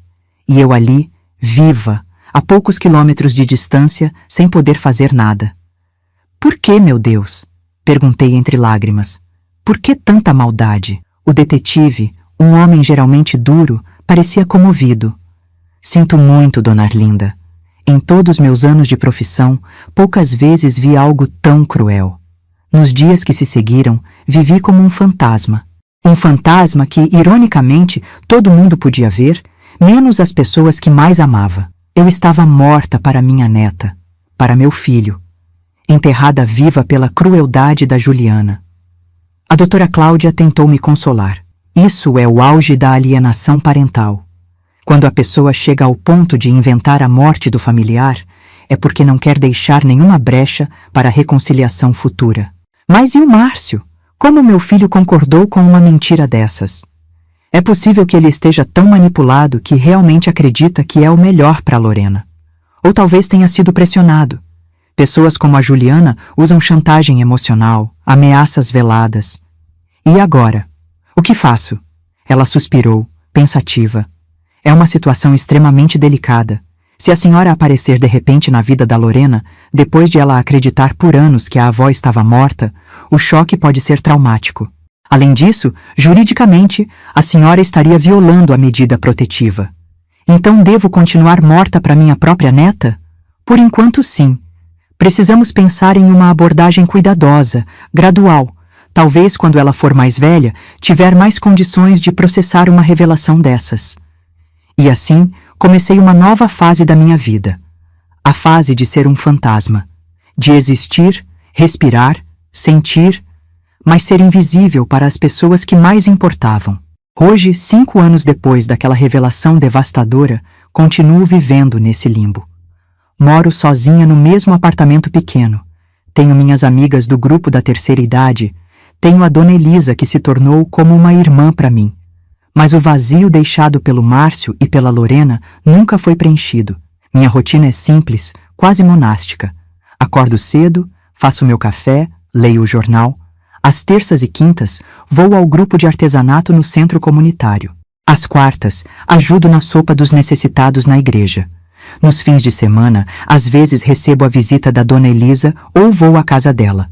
No quarto de hóspedes, que nunca recebeu hóspedes, guardo tudo relacionado a Lorena. Os presentes que comprei ao longo dos anos e nunca pude entregar. Os cartões de aniversário que escrevi, sabendo que não seriam lidos. Fotos antigas, de quando ela era bebê, de quando ainda me chamava de vovó querida. E tenho diário. Todo dia, sem falta, escrevo uma página para Lorena. Conto sobre meu dia, sobre as notícias do mundo, sobre lembranças do passado. Escrevo como se estivesse conversando com ela, como se um dia ela fosse ler tudo aquilo. Querida Lorena, hoje vi uma borboleta azul no jardim e lembrei de como você adorava perseguir borboletas quando era pequena. Minha netinha, hoje você completa 14 anos.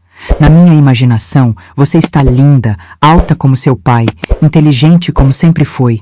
Loreninha, hoje sonhei com você. No sonho, estávamos fazendo bolo juntas, como naquele dia em que você tinha 6 anos. Já enchi mais de 10 cadernos. Talvez seja loucura, mas é o que me mantém viva. A esperança de que um dia, de alguma forma, essa ponte de palavras chegue até ela. O detetive continua me mantendo informada, discretamente. Sei que o Márcio realmente voltou para a cidade, que assumiu a gerência da loja. Sei que compraram uma casa num bairro nobre, que a Lorena está num colégio particular bem conceituado. Sei que ela faz balé, que participa de competições, que é boa aluna. Mas são informações frias, sem alma. Não sei como é sua voz agora, se ainda tem aquele sorriso que iluminava meus dias, se ainda gosta de histórias de princesas como quando era pequena. Uma vez, não aguentei. Pedi para o detetive me conseguir uma foto recente dela. Ele hesitou, disse que era arriscado, que poderia ser interpretado como stalking. Mas acabou cedendo. Conseguiu uma foto de um evento da escola, onde a Lorena aparecia junto com outras meninas da idade dela. Quando vi a foto, chorei por horas. Minha netinha tinha se tornado uma mocinha linda. Alta como o pai, com os mesmos olhos, o mesmo formato de rosto. Usava o cabelo comprido, tinha um sorriso tímido, parecia feliz, rodeada de amigas. Guardei a foto como um tesouro. Às vezes, fico olhando para ela, tentando reconhecer a bebezinha que embalei nos braços, a menininha que fazia careta quando comia meu bolo de cenoura. No aniversário de 14 anos da Lorena, não aguentei ficar só na carta que nunca seria entregue. Comprei um colar delicado com um pingente em forma de borboleta. Mandei entregar na casa deles, sem remetente, apenas com um cartão simples. Para Lorena, com amor. Foi imprudente, eu sei. A Juliana provavelmente interceptou o presente, jogou fora, nunca deixou chegar nas mãos da minha neta. Mas eu precisava tentar, precisava fazer algo concreto, nem que fosse só para aliviar um pouco a dor que carrego. A verdade é que vivo num limbo, nem completamente viva, nem realmente morta, existindo nas margens da vida daqueles que amo, invisível, esquecida. Às vezes, quando estou no supermercado ou na praça, olho ao redor, com medo e esperança de ver o Márcio ou a Lorena. Medo porque não sei como reagiria. Esperança porque, apesar de tudo, meu coração ainda acelera só de pensar em rever meu filho, minha neta. Uma vez tive um susto. Estava na farmácia, esperando meu remédio de pressão, quando uma menina entrou. De longe, parecia a Lorena. O mesmo jeito de andar, o mesmo cabelo comprido. Meu coração quase saiu pela boca. Fiquei paralisada, sem saber se fugia ou se aproximava. Quando a menina virou, vi que não era ela. Apenas uma adolescente qualquer, que nem de longe se parecia com minha neta. Foi quando percebi o quanto minha mente me prega peças, o quanto projeto a imagem da Lorena em qualquer jovem que vagamente se pareça com ela. A doutora Cláudia diz que preciso encontrar paz, aceitação. Que preciso viver minha vida, sem ficar presa a esse passado doloroso. Tento seguir o conselho. Faço minhas atividades, cuido da minha saúde, mantenho minhas amizades. Mas como encontrar paz quando seu próprio filho diz ao mundo que você está morta? Como seguir em frente quando sua neta cresce, acreditando que a avó que a amava tanto não existe mais? A solidão é minha companheira constante. Não a solidão de quem vive sozinho por opção, mas a solidão de quem foi arrancado do convívio familiar contra a vontade. A solidão de quem foi declarado morto em vida. Minhas amigas do grupo de terceira idade tentam me animar. Me convidam para viagens, para festas, para conhecer novos lugares. Às vezes vou, faço um esforço. Outras vezes, a dor é grande demais. e prefiro ficar em casa com minhas memórias. A Dona Elisa, bless her heart, nunca desistiu de mim. Mesmo quando estou nos meus dias mais sombrios, ela aparece com um bolo, um chá, uma palavra de conforto. Foi ela quem me convenceu a fazer terapia com a sobrinha dela, a doutora Cláudia. Foi ela quem segurou minha mão nos momentos em que pensei que não aguentaria mais. O tempo, dizem, cura todas as feridas. Mas algumas feridas são profundas demais, deixam cicatrizes que doem a cada movimento. A ausência do Márcio e da Lorena é uma dessas feridas. Não importa quanto tempo passe, a dor permanece. Às vezes latente, às vezes aguda como no primeiro dia. Ainda tenho esperança. Uma esperança pequena, quase imperceptível, mas que se recusa a morrer. A esperança de que um dia, de alguma forma, a verdade venha à tona. De que a Lorena descubra que a avó nunca morreu, que sempre a amou, que nunca desistiu dela. A esperança de que o Márcio, meu filho que criei com tanto amor, abra os olhos e veja o que a Juliana fez conosco. Que perceba como foi manipulado, como permitiu que arrancassem dele a própria mãe. Enquanto essa esperança existir, continuo escrevendo no diário, continuo guardando presentes que talvez nunca sejam entregues, continuo vivendo cada dia como se fosse uma ponte para o dia em que finalmente nos reencontraremos. Porque no fundo do meu coração, sei que não estou realmente morta para eles. Estou apenas esperando. Esperando o momento em que poderei ressuscitar na vida daqueles que nunca deixei de amar. Nos últimos tempos, tenho pensado muito sobre tudo o que aconteceu. Sobre os erros, as escolhas, os caminhos que me trouxeram até aqui. Quando estamos no meio da tempestade, é difícil enxergar com clareza. Mas agora, com a distância que o tempo proporciona, consigo ver algumas coisas que antes não via. Hoje eu entendo. Na ânsia de agradar, eu me calei quando devia falar. Na ânsia de ser aceita, me anulei quando devia me impor. Na ânsia de não perder meu filho e minha neta, acabei perdendo os dois, e a mim mesma no processo. Não que a culpa seja minha. Não é. A doutora Cláudia me ajudou a entender isso nos nossos encontros semanais. Eu fui vítima de uma pessoa manipuladora que usou meu amor e minha boa vontade contra mim mesma. Mas também cometi erros. E reconhecê-los faz parte do meu processo de cura. Meu maior erro foi não estabelecer limites desde o início. Quando a Juliana começou a me tratar com frieza, devia ter conversado abertamente com ela e com o Márcio. Quando ela começou a controlar meu acesso à Lorena, devia ter me posicionado. Quando percebi as primeiras mentiras, devia ter confrontado. Em vez disso, engoli tudo. Me calei. Aceitei ser diminuída, apagada, excluída. Tudo em nome da paz familiar. Tudo em nome do não criar caso. A verdade é que eu tinha medo. Medo de perder o pouco contato que ainda tinha com eles. Medo de ser vista como a sogra problemática, a avó intrometida. Medo de magoar meu filho, que eu via tão feliz com sua nova família. Mas hoje, eu sei. Quem ama de verdade não afasta. Quem respeita de verdade não diminui. Quem quer o bem de verdade não manipula. A Juliana nunca me viu como parte da família.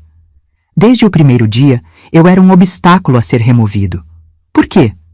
Talvez pelo vínculo forte que eu tinha com o Márcio. Talvez por insegurança, por medo de dividir o amor da filha comigo. Talvez simplesmente porque pessoas como ela precisam ter controle absoluto sobre tudo e todos ao seu redor. Os motivos dela não importam mais. O que importa é que eu não reconheci os sinais. Não percebi a tempo o que estava acontecendo. E quando finalmente percebi, já era tarde demais. O mais doloroso é pensar no que a Lorena deve acreditar sobre mim. Se ela pensa que estou morta, que memórias tem da avó? Será que a Juliana reescreveu também o passado? Será que contou a ela que eu era uma avó ausente, fria, desinteressada? Ou pior, será que a fez acreditar que eu não a amava? Isso me corrói por dentro. A ideia de que minha neta possa crescer pensando que não foi amada pela avó, quando a verdade é que ela foi, é e sempre será o grande amor da minha vida. Às vezes, me pego imaginando como seria se eu pudesse voltar no tempo. O que faria diferente? Teria confrontado a Juliana logo no início? Teria insistido mais com o Márcio, tentado abrir os olhos dele? Teria buscado ajuda profissional, como estou fazendo agora, mas quando ainda havia chance de reverter a situação? Mas não adianta viver de "e se?". O passado não pode ser mudado. Só posso aprender com ele e seguir em frente, carregando essas lições dolorosas. Uma coisa que aprendi é que silêncio não é paz. Engolir sapos não é amor. Se anular não é respeito. Às vezes, o amor verdadeiro exige confronto, exige que falemos a verdade, mesmo quando é difícil, mesmo quando dói. Se eu pudesse dizer algo para outras avós que estão passando pelo que passei, seria isso: não se anulem por ninguém. Quem ama de verdade não te afasta. Quem respeita de verdade te dá voz. Quem quer sua presença de verdade não inventa regras para te manter longe. Sei que muitas avós por aí sofrem em silêncio, como eu sofri. Avós que veem os netos apenas quando convém aos pais. Avós que precisam engolir críticas, aceitar imposições, se submeter a regras absurdas só para poder ter alguns momentos com as crianças que amam. A sociedade trata os idosos, especialmente as avós, como personagens secundários na vida familiar. Como se nosso papel fosse apenas dar presentes em aniversários, fazer um bolo de vez em quando e depois sumir até a próxima data comemorativa. Mas nós somos muito mais que isso. Somos a ponte entre o passado e o futuro. Somos guardiãs de memórias, de tradições, de histórias familiares que ninguém mais conhece. Somos amor incondicional. Somos colo seguro. Somos sabedoria que só a experiência traz. Negar isso a uma criança é privá-la de uma parte fundamental da sua identidade. É como arrancar uma raiz e esperar que a árvore cresça forte, mesmo assim. A culpa ainda dói, não vou mentir. A culpa de não ter feito mais, de não ter lutado com mais força. Mas hoje entendo que não fui má, só fui inocente. Acreditei demais na bondade das pessoas. Confiei demais que o amor que eu dava seria reconhecido, respeitado, retribuído. Foi uma lição dura, mas necessária. Aprendi que nem todo mundo tem boas intenções. Que algumas pessoas usam nossa bondade contra nós mesmos.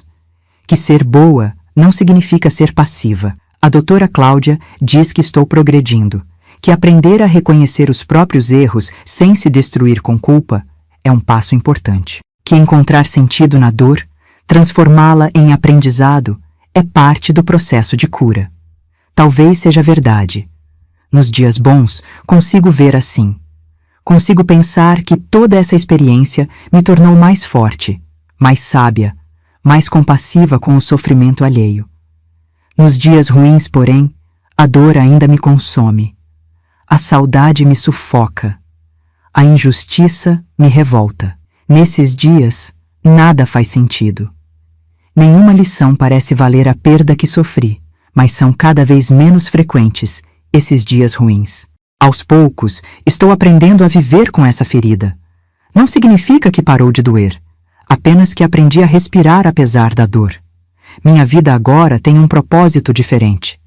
Além de manter viva a esperança de um dia reconquistar minha família, decidi usar minha experiência para ajudar outras pessoas. Comecei um grupo de apoio para avós que estão passando por situações semelhantes. Nos reunimos uma vez por mês na sala comunitária da igreja. Somos 10 por enquanto. 10 avós que foram afastadas dos netos por diversos motivos. Divórcios conturbados dos filhos, conflitos com noras ou genros, mudanças para longe, alienação parental. Compartilhamos nossas histórias, nossas dores, nossas pequenas vitórias. Nos apoiamos, nos aconselhamos, nos fortalecemos mutuamente. Para muitas, é o único lugar onde podem falar abertamente sobre o que estão passando, sem medo de julgamento. A doutora Cláudia vem às vezes, como voluntária, para dar orientação profissional. Ela diz que nosso grupo está fazendo um trabalho importante, trazendo à luz um problema que a sociedade prefere ignorar. Essa nova missão tem me dado forças. Nos dias em que a saudade da Lorena e do Márcio ameaça me derrubar, penso nas outras avós do grupo. Penso que preciso estar forte por elas, que minha experiência pode ajudá-las a não cometer os mesmos erros que cometi. E assim vou seguindo. Um dia de cada vez. Uma lágrima de cada vez. Uma esperança de cada vez. Recentemente tive um sonho tão vívido que acordei confusa, sem saber se era realidade ou fantasia. Sonhei que a Lorena, já adulta, batia à minha porta. Vovó, ela dizia, finalmente te encontrei. No sonho, nos abraçávamos, chorávamos juntas. Ela me contava que sempre sentiu que algo estava errado, que as histórias sobre mim não faziam sentido, que um dia encontrou uma foto antiga, perguntou sobre mim, e as respostas evasivas a fizeram desconfiar. Que investigou, descobriu a verdade e veio me procurar. Acordei com o rosto molhado de lágrimas. Por um momento, a felicidade do sonho permaneceu. Depois, a realidade se impôs novamente. Mas algo do sonho ficou. A certeza de que a verdade não pode ser enterrada para sempre. De que um dia, de alguma forma, a Lorena saberá que sua avó nunca a abandonou. Que sempre a amou, sempre a esperou. Talvez seja apenas o desejo do meu coração falando mais alto que a razão. Mas preciso acreditar nisso para continuar vivendo. Enquanto espero por esse dia, sigo escrevendo no diário, guardando presentes, mantendo viva a memória do que tivemos e a esperança do que ainda podemos ter. Porque no fundo, sei que o vínculo entre uma avó e sua neta é algo especial demais para ser destruído completamente. É um laço que transcende a distância, o tempo, até mesmo as mentiras. E um dia, tenho fé, esse laço nos reconectará. O sol está se pondo enquanto termino de escrever estas palavras. Da janela do meu pequeno apartamento, vejo o céu pintado de laranja e rosa, as primeiras estrelas começando a aparecer. É um daqueles entardeceres que fazem a gente pensar na vida, no tempo que passa, nas coisas que perdemos e nas que ainda podemos encontrar. Já se passaram quase 10 anos desde que vi meu filho e minha neta pela última vez. 10 anos de ausência, de silêncio, de perguntas sem resposta. 10 anos esperando por um reencontro que não sei se um dia acontecerá. Se um dia minha neta ver esse vídeo, saiba que eu nunca deixei de amar você, Lorena. Nem por um dia, nem por um minuto. Cada aniversário seu, cada Natal, cada data especial, eu celebrei em silêncio. Comprei presentes que guardei com carinho. Escrevi cartões que nunca pude entregar. Fiz bolos que nunca pude compartilhar. Não sei o que contaram a você sobre mim. Não sei que memórias você tem da sua vovó. Mas quero que saiba que aqueles momentos que passamos juntas, quando você era pequena, foram os mais felizes da minha vida. Seu sorriso iluminava meus dias. Suas perguntas curiosas me enchiam de orgulho. Seu abraço apertado era meu maior tesouro. Sei que agora você já é uma mocinha. Deve estar no ensino médio, pensando no vestibular, talvez namorando, sonhando com o futuro. Como queria poder fazer parte de tudo isso? Como queria poder te aconselhar, te apoiar, simplesmente estar presente para ver a mulher incrível que tenho certeza que você está se tornando. Quero que saiba que minha porta e meu coração sempre estiveram abertos para você. Se um dia quiser me procurar, me fazer perguntas, ouvir meu lado da história, estarei aqui. Sem raiva, sem ressentimento, apenas com amor e saudade guardados por todos esses anos. E se isso nunca acontecer, se o destino determinar que nossos caminhos permaneçam separados, ainda assim, seguirei te amando de longe. Seguirei acreditando que o amor verdadeiro, mesmo invisível, mesmo silenciado, nunca deixa de existir. Ao seu pai, meu filho Márcio, também deixo meu amor. Não guardo rancor pelas escolhas que fez, pelos caminhos que seguiu. Sei que no fundo, você também foi vítima de circunstâncias que talvez não compreenda completamente até hoje. A porta da minha casa e do meu coração também está aberta para você, a qualquer momento. Essa história que contei hoje não é só minha. É a história de tantas avós pelo Brasil afora, que sofrem caladas, que são afastadas dos netos por dinâmicas familiares complexas, por mal-entendidos não resolvidos, por manipulações sutis. Se você que está me ouvindo se identificou com alguma parte dessa história, saiba que não está sozinha, que sua dor é real e merece ser reconhecida, que seu amor pelos seus netos não é menos importante que o amor dos pais. Se você é uma avó que está sendo afastada dos netos, meu conselho é: Não se anule. Não aceite ser tratada como menos do que é, uma parte fundamental na vida dessas crianças. Fale, se posicione, busque ajuda profissional se necessário. E, acima de tudo, documente tudo. Guarde provas do seu amor, do seu esforço para manter contato. Um dia, podem ser importantes. Se você é mãe ou pai e está limitando o contato dos seus filhos com os avós, peço que reflita. Que bem isso realmente traz? Que vazio isso pode criar no coração dos seus filhos? Que arrependimentos isso pode gerar no futuro, quando já for tarde demais para corrigir? Os avós não são perfeitos, cometem erros, têm opiniões antiquadas às vezes, fazem coisas que nos irritam, mas também são portadores de amor incondicional, de sabedoria que só o tempo traz, de histórias que conectam as crianças às suas raízes. Privar seus filhos desse vínculo é privá-los de uma parte importante da sua identidade. É cortar uma ponte que poderia sustentar eles em momentos difíceis. É apagar um capítulo inteiro do livro da história familiar deles. Nas culturas mais sábias e antigas, os idosos são respeitados, valorizados, integrados à vida familiar até o fim.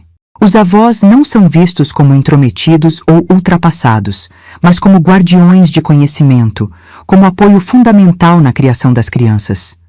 Nossa sociedade moderna perdeu muito dessa sabedoria. Isolamos os idosos, diminuímos sua importância, tratamos sua experiência como irrelevante num mundo que muda tão rápido. Mas ao fazer isso, perdemos muito mais do que ganhamos. Hoje, com 74 anos, posso dizer que aprendi muito com meus erros.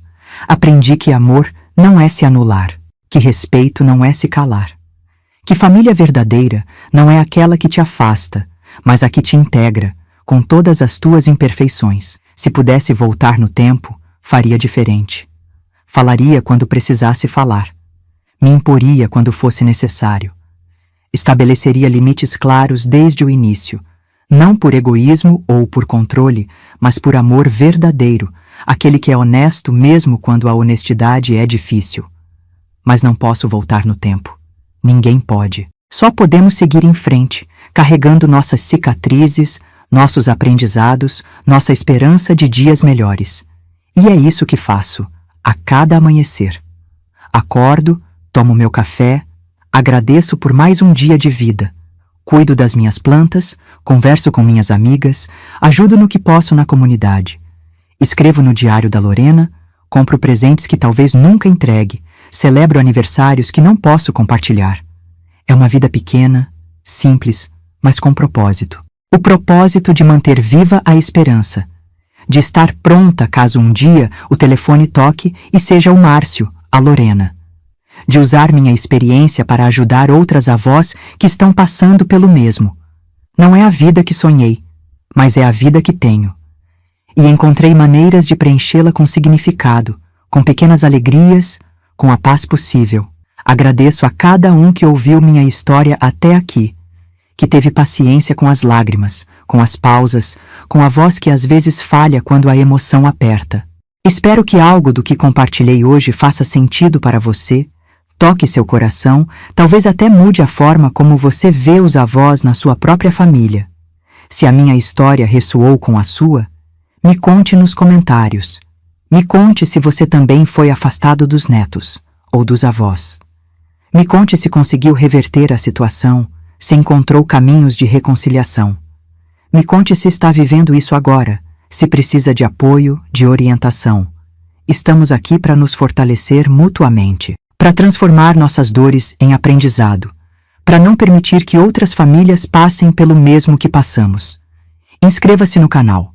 Sua história também pode salvar alguém. Sua experiência pode ser a luz que outra pessoa precisa para sair da escuridão. Seu testemunho pode ser o ponto de virada na vida de outra avó que está sofrendo em silêncio, achando que está sozinha no mundo. Juntas, podemos criar consciência sobre esse problema silencioso que afeta tantas famílias. Juntas, podemos lutar por mais respeito, mais integração, mais reconhecimento do papel dos avós na vida familiar. E quem sabe, um dia, nossos netos, de quem fomos separadas, vejam esses vídeos e entendam que nunca deixamos de amá-los.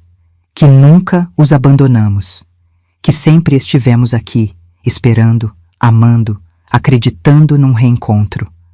Só peço que nenhuma avó precise escolher entre o amor e o silêncio, como eu escolhi. Que nenhuma criança cresça privada do amor dos avós, como minha neta cresceu. Que nenhuma família seja dilacerada por manipulações e mentiras, como a minha foi. O sol já se pôs completamente agora. A noite chegou, trazendo consigo o silêncio e as estrelas.